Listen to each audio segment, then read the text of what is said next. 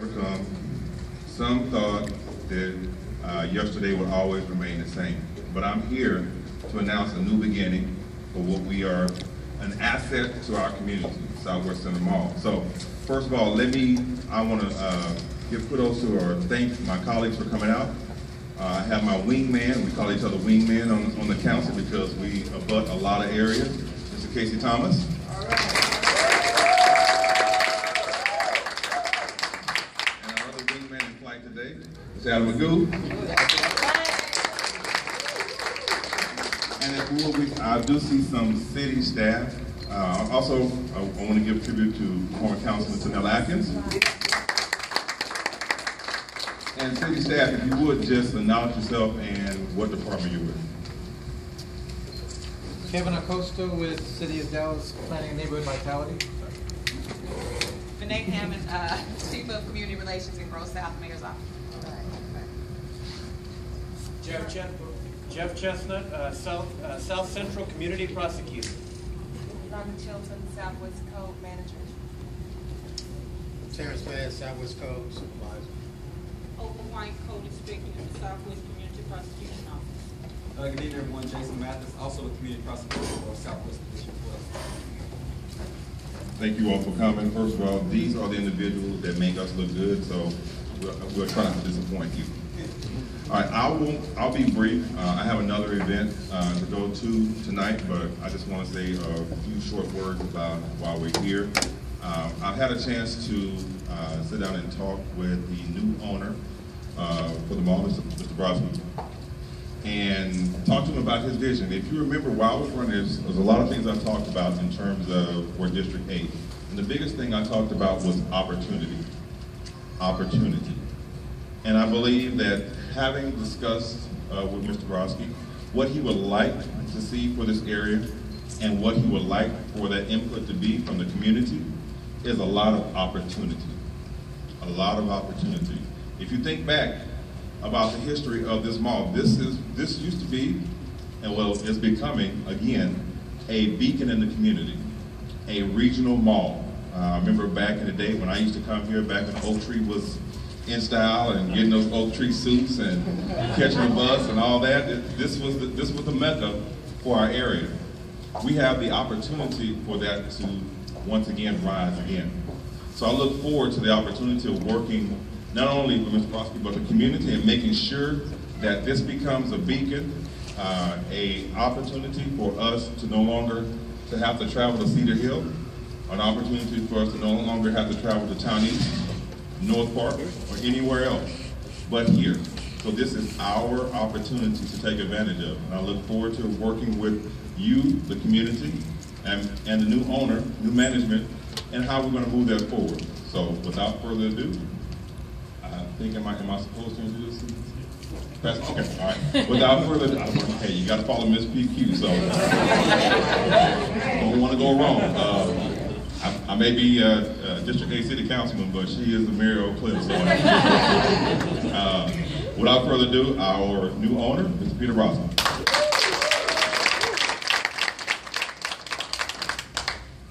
Thank you very much for that introduction. I also want to echo my thanks to all the elected and unelected city officials who are here. I appreciate the support. So there's really only one agenda in my mind for this meeting, and that is I want to have the opportunity to introduce myself to you, and then I want to begin a dialogue with the community about what your vision for the future of this mall is and what your desires are as community members for this mall to become. I want to just take a couple of minutes and give you a little bit of my background and explain to you why I wanted to buy this mall and what I hope we together can do. I'm from New York originally, but I've lived in Dallas for 20 years. I moved down here in 1995 for a job, met a girl, and here I am.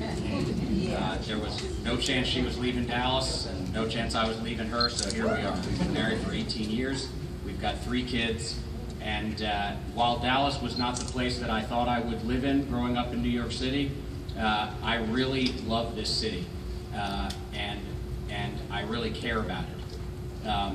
I spent the first probably 10 or 12 years really just focused on career, starting family, things like that. And about 5 or 8 years ago, I began to look around and say, okay, I'm going to live here. This is my home.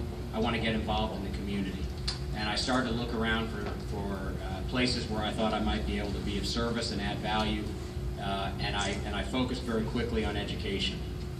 I'd been very fortunate in my career, had some flexibility with time, and I began to focus, almost full time on trying to help bring a better educational opportunities to people in Dallas.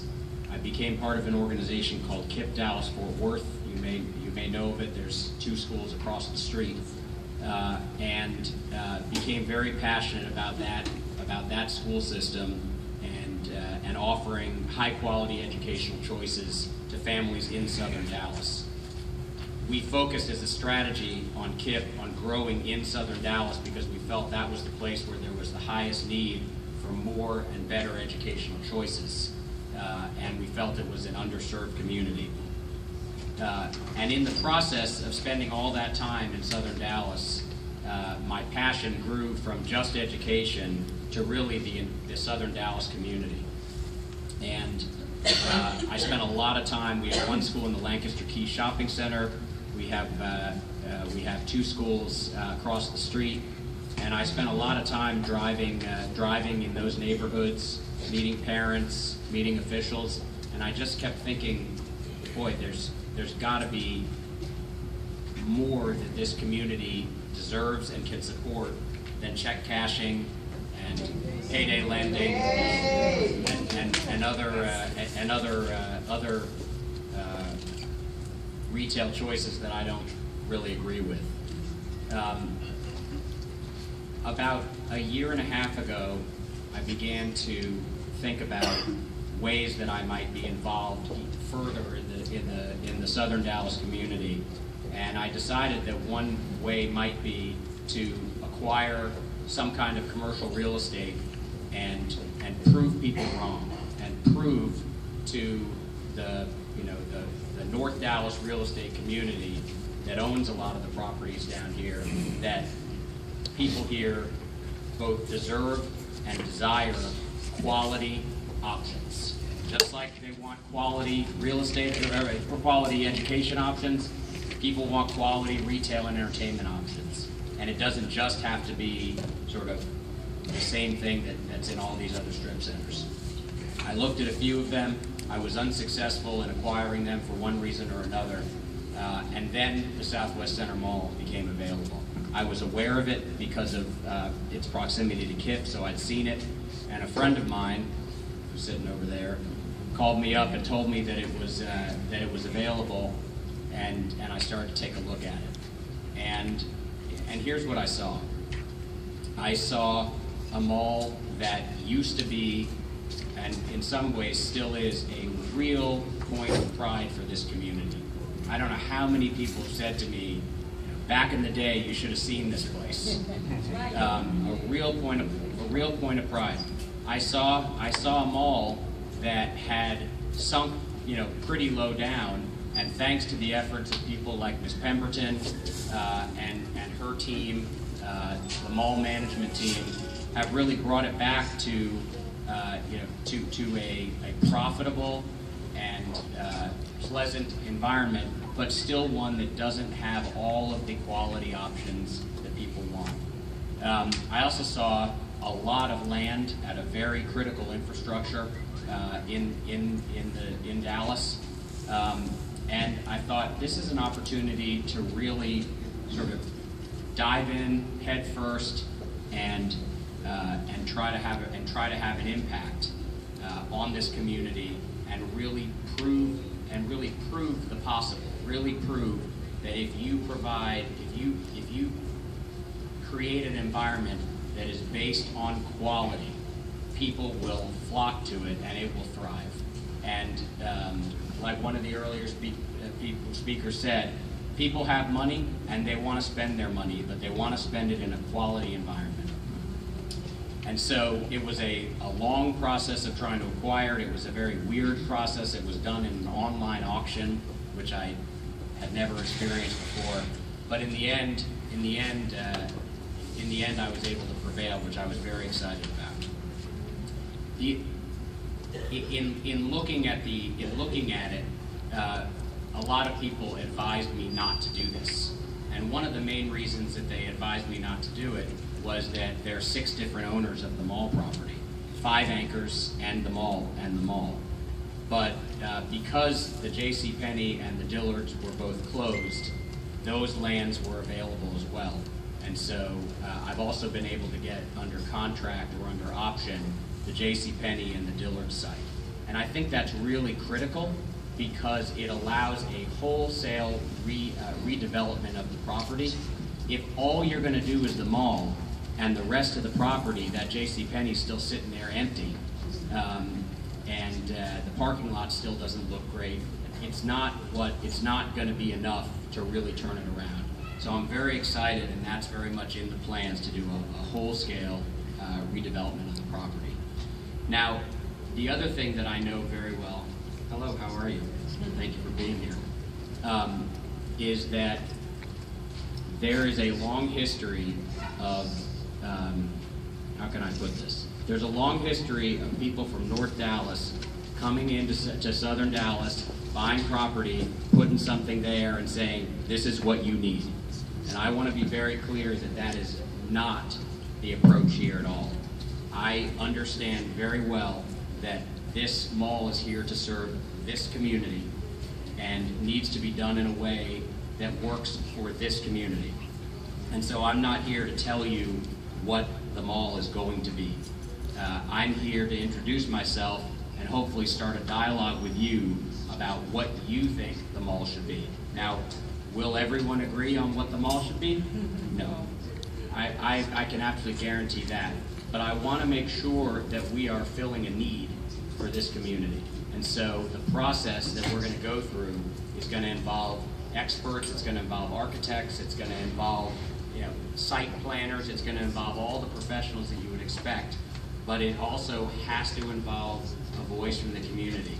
Deputy Mayor Pro Tem Wilson has already proven himself to be a terrific partner, and I intend to, I told him we're going to become best friends. I intend to be consulting with him and other council members, other elected officials, other leaders, but I also want to make sure that at a grassroots level there's an ability to communicate, to hear what people think.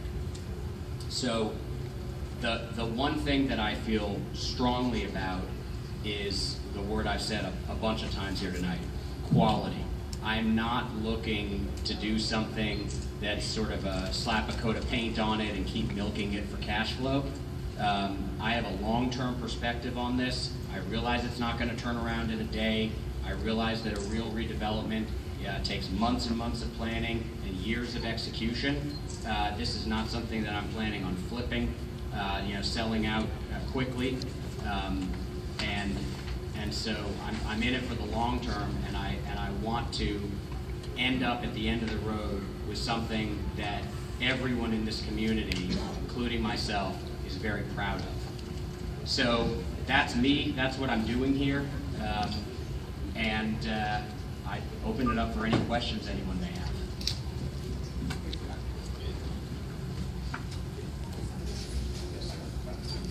Okay, thank you very much. Someone's got to have a question. Yes, ma'am.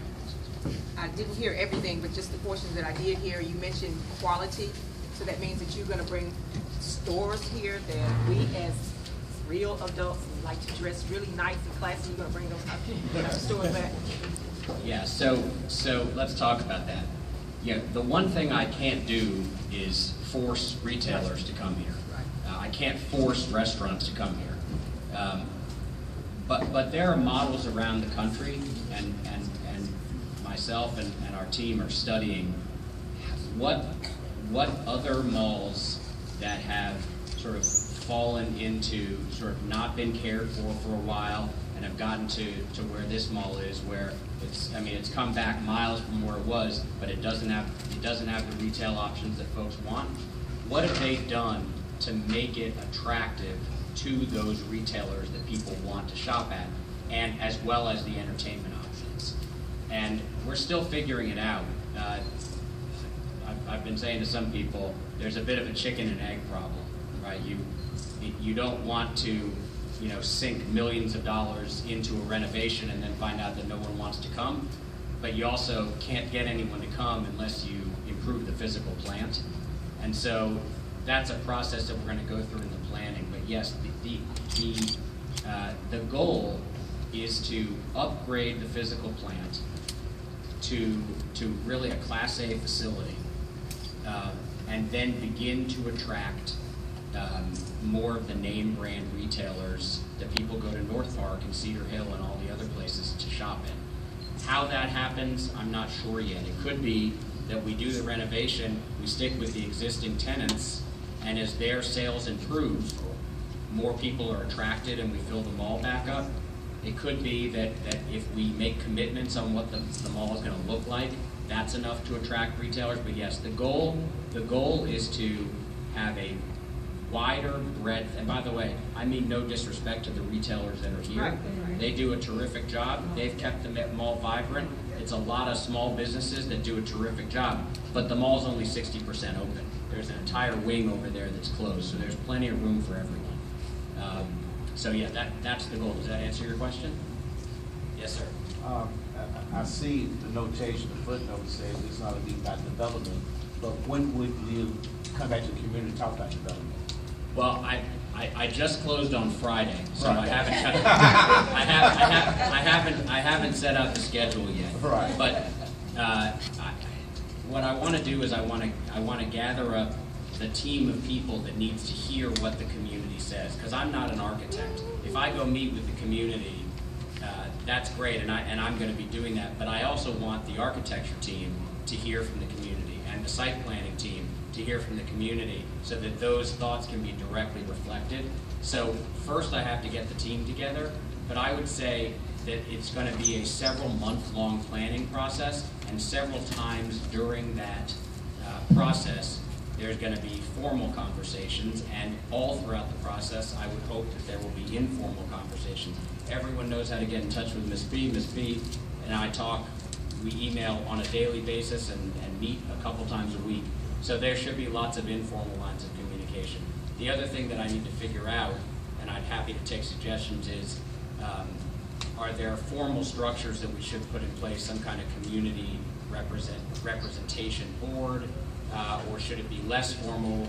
We can figure that out over time, but it's got to be part of the formal process. Yes, sir. Let me just say this, if you don't mind. First, I want to personally thank you. Thank you. But then I want to personally thank Ms. P. And I want to personally tell her, we really give Ms. P. And I want to personally thank Tanel for your vision and your support. These are things I'm aware of. But I want to thank the council, the new council that's here, Ruth, and all of the folks connected with this project. Now, moving forward, we've heard a lot of things, and we've had a lot of dreams, and Ms. P had to kind of swim through a lot of this stuff, and that's why we owe her the honor. What I would like to do, you're putting up your money, and I want to say to us as a community, he's putting up his money in our community. So it's upon us. It's upon us to take advantage of this opportunity, for us to be supportive, for us to make sure that what is here, that we protect it and we support it. All the little hip hop stuff right now, I don't really get into myself. But there are some things that I can do, and there are some things in here that we can buy. The most important thing that we have to do to help you is we have to positively get behind them, as the folks get behind the Galleria, the community, the North Park Mall, the community, the Cedar Hill, and then we have to say to these retailers what it is that we want them to do and where we would like to get it done. If we collectively do that, we will be that force behind you. That's the greatest thing we can do. I'm gonna stop, but the organizational structure that you're talking about, then Ruth and all of us in here, and every one of us, Bobby, we have to get behind the organizational structure that is set, and then we have to perform, and we have to make our community what it is that we have the opportunity to do. So thank you, Peter. Thank you very much. Yes, sir.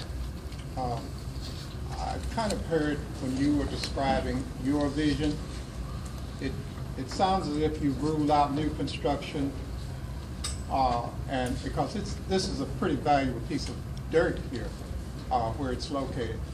And if you haven't ruled out new construction, then I would offer a vision that is a mixed-use project where we got some housing and we got some retail and maybe some light manufacturing or whatever, but a really nice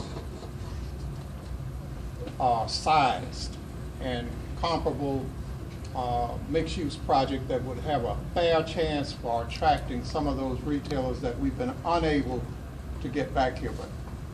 But and this is said nothing about the existing structures here, but if we really are going to try to get those retailers to come back here, I think you've got to offer them a pretty strong vision of something that really looks to the future rather than perhaps renovating what's here. There's no question about it. Thank you for that comment. I think it's a both and. So we absolutely have to renovate the mall, but that's not enough. The reason why the additional parcels of land that I talked about are so important is because that's where the mixed use comes in. So whether it's residential or office or medical or entertainment or any other thing, I'm not sure yet, but we have to increase the number of reasons why people come to this site in order to attract the type of traffic that we need in order for the mall to be viable. So I would love, it's my